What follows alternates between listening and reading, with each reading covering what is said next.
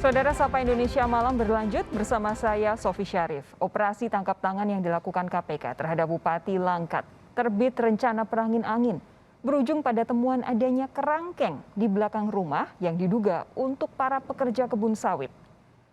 Kapolda Sumatera Utara Irjen Pancaputra Simanjuntak membenarkan temuan tersebut. Bahkan saat itu ada 4 orang di dalam kerangkeng. Namun menurut Kapolda, kerangkeng dibuat oleh Bupati untuk warga yang direhabilitasi narkoba. Para tahanan ini direhabilitasi lalu dipekerjakan di kebun sawit milik terbit rencana perangin angin.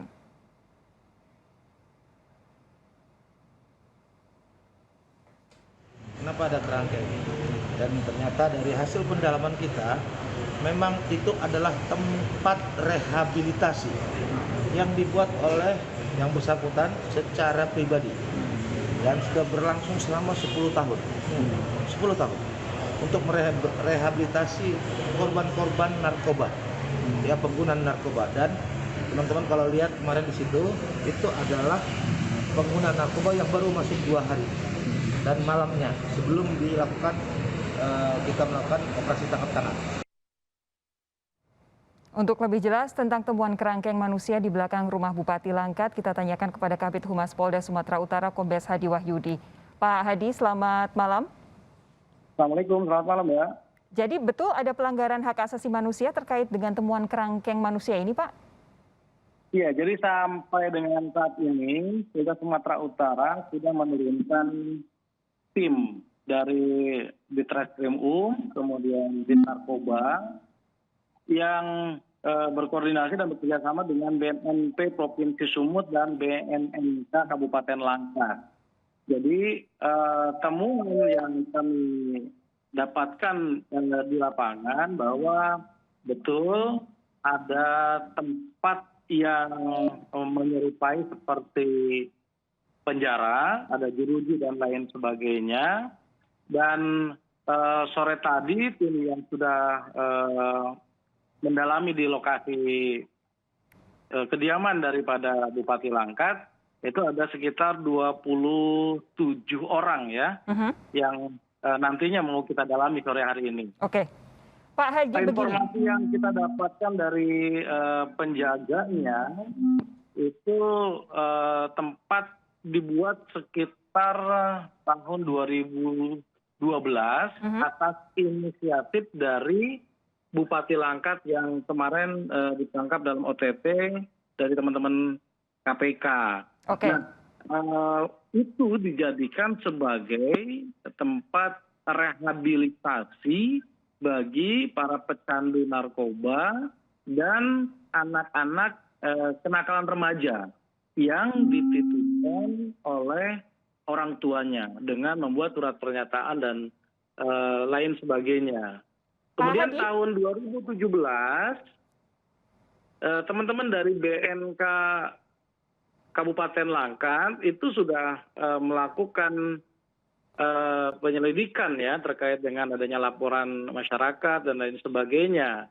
Dan pernah disampaikan kalau memang itu menjadi tempat rehabilitasi sekiranya diberikan atau dibuatkan izin resmi. Nah, itu dan dia. lain sebagainya. Tetapi sampai dengan saat kemarin dilakukan OTT KPK, kita dalami ternyata tidak memiliki izin itu. Pak Hadi begini, Migrant Care ini mendapatkan laporan dari masyarakat dan kemudian sudah melaporkan ini kepada Komnas HAM bahwa mereka menerima laporan dari masyarakat terkait dugaan praktik perbudakan modern terhadap puluhan pekerja sawit di rumah Bupati Langkat Sumatera Utara ini. Ini yang kemudian dimasukkan ke dalam kerangkeng.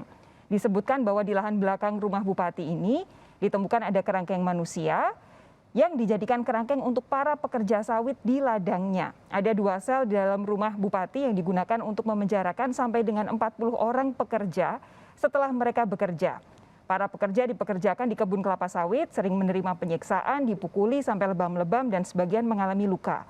Para pekerja tersebut dipekerjakan di kebun kelapa sawit selama 10 jam. Dari jam 8 pagi sampai dengan jam 6 sore, setelah selesai dimasukkan ke kerangkeng atau sel dan tidak punya akses kemana-mana. Setiap hari hanya diberi makan 2 kali sehari, lalu selama ini bekerja tidak menerima gaji. Ini sudah dilaporkan kepada Komnas HAM. Apa tanggapan dari kepolisian, Pak Hadi? Terkait dengan tempat penampungannya, betul. bahwa menyerupai penjara, ada jeruji besinya, kemudian tempat balai-balai yang ada di dalamnya. Ukurannya itu dalam satu blok, ada 2 blok, itu 6 kali 6 meter, ada 2 blok. Terkait dengan jumlah isinya yang sore hari ini bisa kami dalami, tim yang berada di sana itu ada 27 orang. Nah, pendalaman ini yang akan kita lakukan terhadap 27 orang, termasuk juga dari beberapa orang tua yang katanya memberikan surat pernyataan menitipkan anak-anaknya yang terdampak narkoba. Ini yang akan terus kita dalami dan kita gali. Oke, yang jelas kami tentu berharap karena ini kondisinya tidak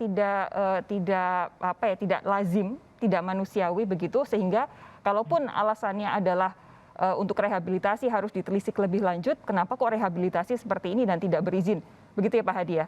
Terima kasih. Ya, kita percayakan kepada kita akan mendalaminya sedetail mungkin dan tentu kita akan sampaikan kepada publik. Baik, terima kasih Pak Hadi, selamat malam.